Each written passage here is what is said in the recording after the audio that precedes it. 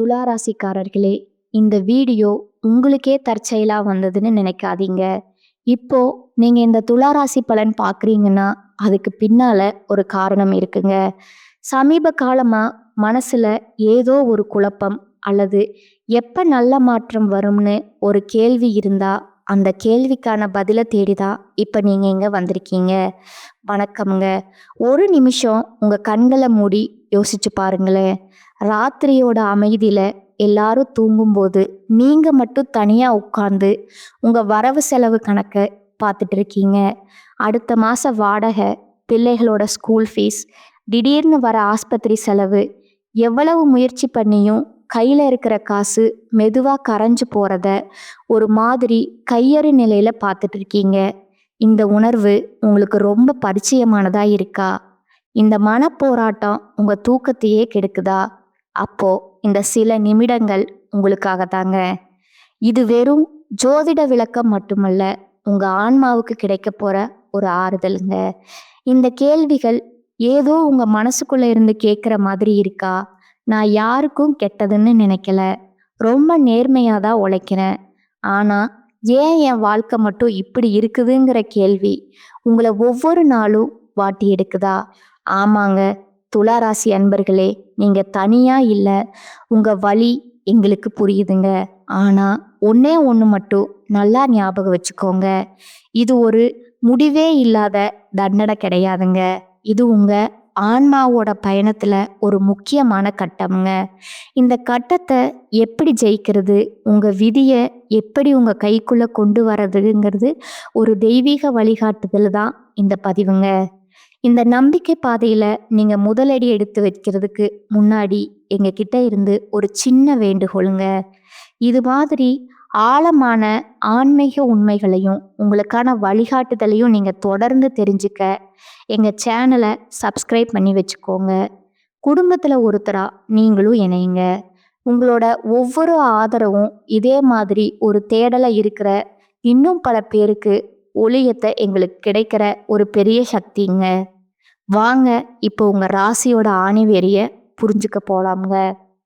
துலா ராசியில பிறந்த உங்க வாழ்க்கை ஏன் இவ்வளவு போராட்டமா இருக்கு?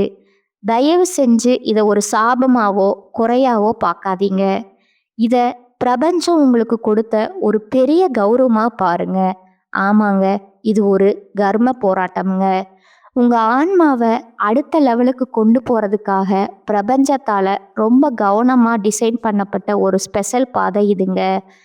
ஜோதிட சாஸ்திரத்துல 12 ராசிகள்ல பூர்வ ஜென்ம கர்ம வினைகளை கரைக்கிறதுல துலா ராசிக்கு தான் ஃபர்ஸ்ட் பிளேஸுங்க. இதுக்கு என்ன அர்த்தம் தெரியுமா? உங்க ஆன்மா ரொம்ப மெச்சூர்டான ஒரு ஆன்மாங்க. கஷ்டமான பாடங்களை கூட கத்துக்கிற பக்குவம் உங்ககிட்ட இருக்குன்னு பிரபஞ்சம் நம்புதுங்க. ஸ்கூல்ல நல்லா படிக்கிற ஸ்டூடெண்ட் கிட்ட தானே டீச்சர் கஷ்டமான கணக்கு கொடுப்பாங்க. அதே மாதிரி தான் இந்த வாழ்க்கை, பள்ளியில பிரபஞ்சம் உங்களை தேர்ந்தெடுத்திருக்குங்க. நீங்க சந்திக்கிற ஒவ்வொரு பண கஷ்டமும் உங்க கர்மாவோட ஒரு பகுதியை எரிச்சு உங்களை ஒரு வைரம் மாதிரி ஜொலிக்க வைக்க போகுதுங்க. அதனால துவண்டு போயிடாதீங்க. நீங்க ஒரு பெரிய ஆன்மீக போர்க்களத்தோட மாவீரங்க. சரி, இந்த கர்ம போராட்டத்துக்கு ஜோதிட ரீதியா என்ன காரணம்? இதோ ஸ்கிரீனை பாருங்க. இதுதான் உங்க பண பிரச்சனைக்கான ப்ளூ பிரிண்ட்டுங்க. வாங்க ரொம்ப மெதுவா நிதானமா இதை புரிஞ்சுக்கலாம்.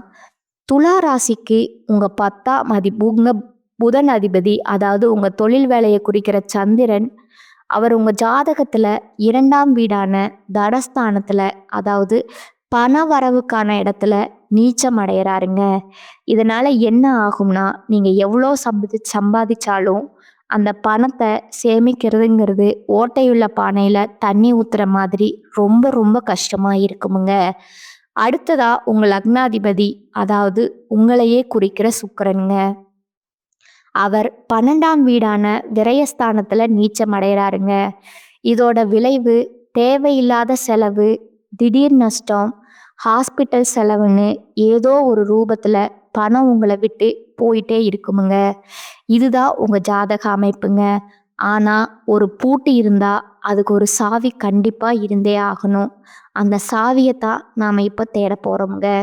உங்க பண போராட்டங்கிறத அந்த பெரிய பூட்டை திறக்க போற முதல் மற்றும் ரொம்ப சக்தி வாய்ந்த தெய்வீக திறவுகோல் வேற யாரும் இல்லைங்க. வேலூர் பொற்கோயில்ல இருக்கிற ஸ்ரீ நாராயணி அம்மன் தாங்க.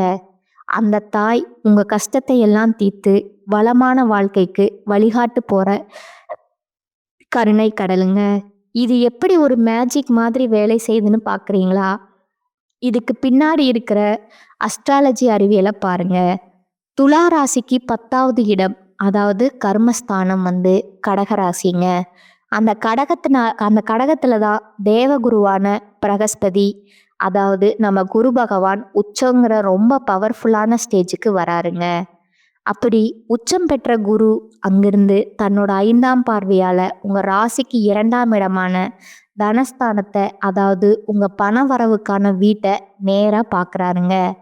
குரு பார்க்க கோடி நன்மைன்னு சும்மா சொல்லல, அது ஒரு காஸ்மிக் விதிங்க.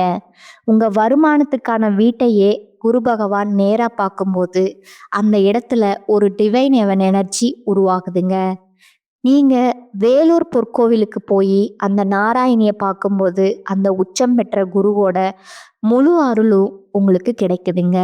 அது உங்க செல்வத்துக்கான எல்லா தடைகளையும் உடைச்சு புதுசா கதவுகளை திறந்து விடுதுங்க. இந்த மகா சக்தியோட அருளை முழுசா வாங்கிக்க நீங்க என்ன செய்யணும்? முதல்ல உங்க குடும்பத்தோட அந்த கோவிலுக்கு போங்க. தனியா போறதை விட குடும்பமா போகும்போது அதோட பவர் பல மடங்கு அதிகமாகுமுங்க. 2வது, என் பாரமெல்லாம் உன்னோடது தாயின்னு ஒரு முழுமையான சரணாகதி உணர்வோட போங்க. உங்க கவலை, உங்க கோரிக்கை எல்லாத்தையும் அவ காலில் வச்சுட்டு மனசை காலியாக்கிட்டு அவளை பாருங்க. நாம பாரத்தை இறைவன் மேல போட்டா அவன் அதை ஏத்துப்பான். குறிப்பா அமாவாசை இல்ல பௌர்ணமி மாதிரி நாட்கள்ல போறது ரொம்ப விசேஷமுங்க. கோவிலுக்கு போக முடியாதவங்க உங்க வீட்டில் பூஜை ரூம்ல ஒரு விளக்கேத்தி ஓம் நமோ நாராயணிங்கிறத, இந்த சக்தி வாய்ந்த மந்திரத்தை 108 முறை மனசுருகி சொல்லுங்க. அந்த மந்திரத்தோட வைப்ரேஷன் உங்க வீட்டில் இருக்கிற நெகட்டிவ் எனர்ஜியை அழிச்சு ஒரு தெய்வீக கவசத்தை உருவாக்குமுங்க. சரி, இப்ப குருவோட அருளால நாராயணியோட கருணையால பணம் வர ஆரம்பிச்சிடுது. புது புது வாய்ப்புகள் கதவை தட்டுது. ஆனா வந்த பணம் கையில நிக்கணுமே. அந்த ஓட்டப்பான கதை ஞாபகம் இருக்கா? இப்போ அந்த ஓட்டைகளை அடைச்சு செல்வத்தை எப்படி நம்ம கிட்டேயே தக்க வச்சுக்கிறங்கிற ரகசியத்தை பார்க்கலாம் வாங்க. குழப்பிக்காதீங்க. இங்க 2 பவர்ஃபுல்லான கோவில்கள் இருக்குதுங்க. ஒன்று வேலூர் நாராயணி. அவங்க ஒரு டேமோட கதவை திறந்து தண்ணி வேகமா வர்ற மாதிரி உங்களுக்கு செல்வத்தை வர வைப்பாங்க.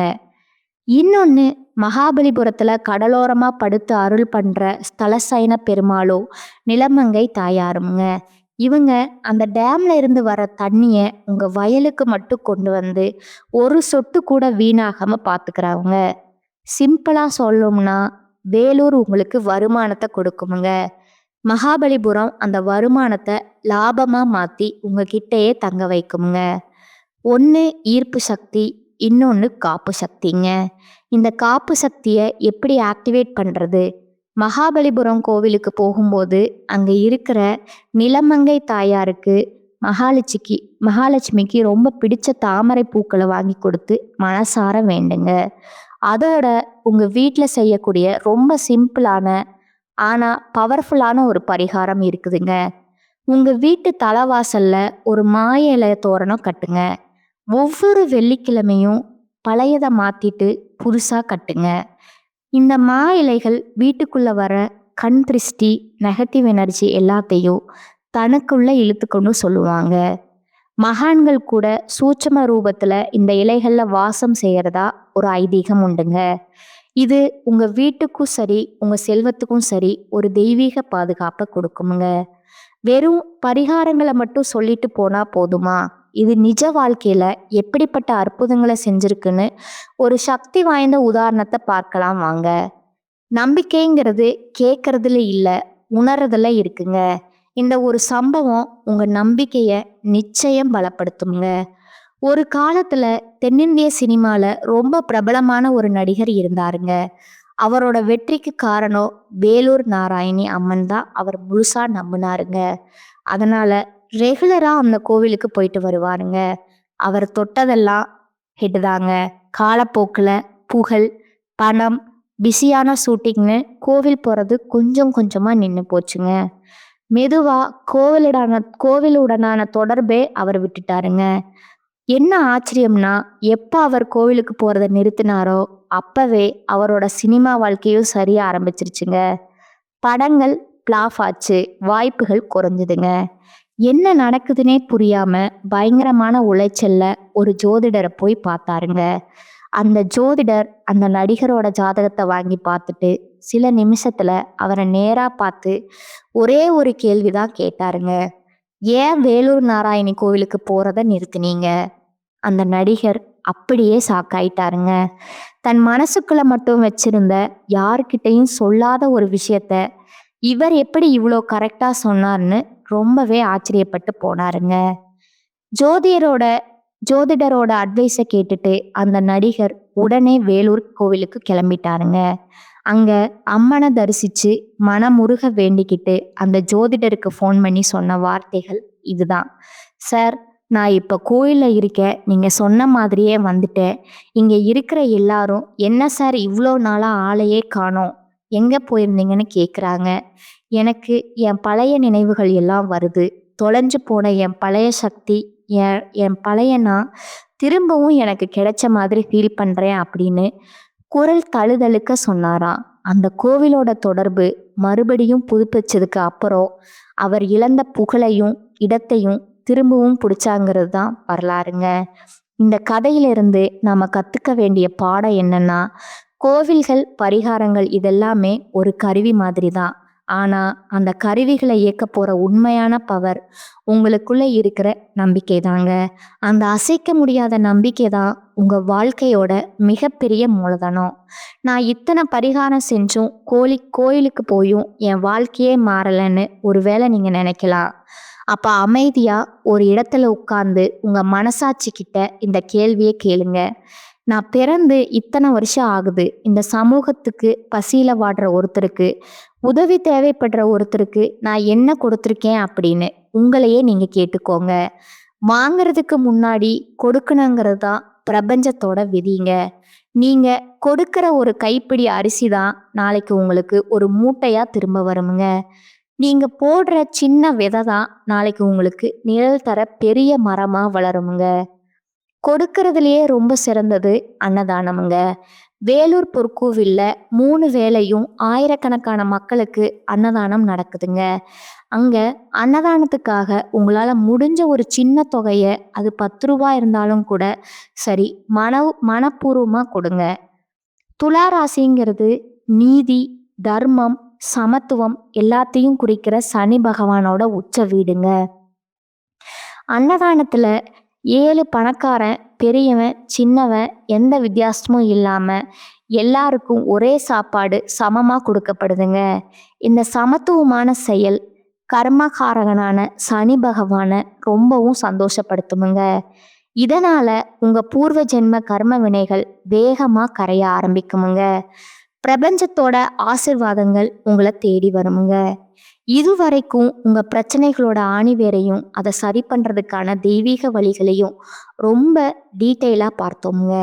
இப்போ நீங்கள் வெற்றியை நோக்கி போகிறதுக்கான ஒரு தெளிவான 5 ஸ்டெப் பிளானை உங்கள் முன்னாடி வைக்கிறேங்க. முழு நம்பிக்கையோட இந்த பாதையில் உங்கள் முதல் அடியை எடுத்து வைங்க. உங்கள் செழிப்புக்கான பயணம் இதோ. ஸ்டெப் 1 ஏற்றுக்கிறதுங்க. உங்கள் வாழ்க்கை ஒரு கர்ம பயணம்ங்கிறத புரிஞ்சுக்கிட்டு அது முழு மனசோட ஏற்றுக்கோங்க. அந்த ஸ்டெப் இருக்கிறதுங்க. செல்வத்தோட கதவுகளை திறக்க வேலூர் நாராயணியோட அருளை பெறுங்க. ஸ்டெப் 3வது பார்த்தீங்கன்னா பாதுகாக்கிறதுங்க. வந்த செல்வத்தை வீணாக்காம காக்க மகாபலிபுரம் ஸ்தலசேன பெருமாளை வணங்குங்க. அடுத்ததா ஸ்டெப் 4 பார்த்தீங்கன்னா பராமரிக்கிறதுங்க. உங்கள் வீட்டில் பாசிட்டிவ் எனர்ஜியை மெயின்டைன் பண்ண மாயிலை தோரணத்தை பயன்படுத்துங்க. கடைசியாக ரொம்ப ரொம்ப முக்கியமான 5வது ஸ்டெப்பு நம்புறதுங்க. இந்த முழு பயணத்தையும் அசைக்க முடியாத நம்பிக்கையோடையும் முழுமையான சரணாகதியோடையும் செய்யுங்க. உங்க தலையெழுத்த மாத்தி எழுதுறதுக்கான தெய்வீக சாவிகள் இப்போ உங்க கையில கொடுக்கப்பட்டாச்சுங்க. உங்க பிரச்சனைகளுக்கான பூட்டும் உங்ககிட்ட இருக்குங்க. அதை திறக்கிற சாவியும் உங்ககிட்ட கொடுத்தாச்சுங்க. இனிமே அந்த பூட்டை திறந்து வளமான வாழ்க்கைக்குள்ள போறதா வேண்டாமுங்கிறத முடிவு பண்ண வேண்டியது நீங்க தாங்க. உங்க விதியை ஜெயிக்க, அந்த மாற்றத்தை உருவாக்க நீங்க தயாரா இருக்கீங்களா? இந்த வழக்கம் உங்க மனசுல இருந்து பாரத்தை இறக்கி வச்சு ஒரு புது நம்பிக்கைய கொடுத்துருக்கும்னு நான் மனசார நம்புறேங்க. அடுத்ததா உங்களோட நட்சத்திர பலன்களை பார்க்கலாங்களா? உங்களுக்கு இந்த வரக்கூடிய மார்ச் 15 பிறகு பார்த்தீங்கன்னா, சனியுடைய வக்ர நிவர்த்தியும், குருவுடைய வக்ர பயிற்சியும், சுக்கிர பயிற்சி, சூரிய பயிற்சி, ராகு கேது பயிற்சி, அது மட்டும் இல்லாமல் கடைசியாக பார்த்தீங்கன்னா உங்களுக்கு 5 வருட கிரகங்களுடைய சேர்க்கைன்னு ஒவ்வொரு காலகட்டத்திலையும் உங்களுக்கு இந்த பலன்கள் கிடைக்க போகுதுங்க. அதன் மூலமா இனி வரக்கூடிய நாட்களை பொறுத்த வரைக்கும் உங்களுக்கு மிகப்பெரிய ஒரு ராஜயோகத்தை கொண்டுள்ள நாட்களாகவே பார்க்கப்படுதுங்க.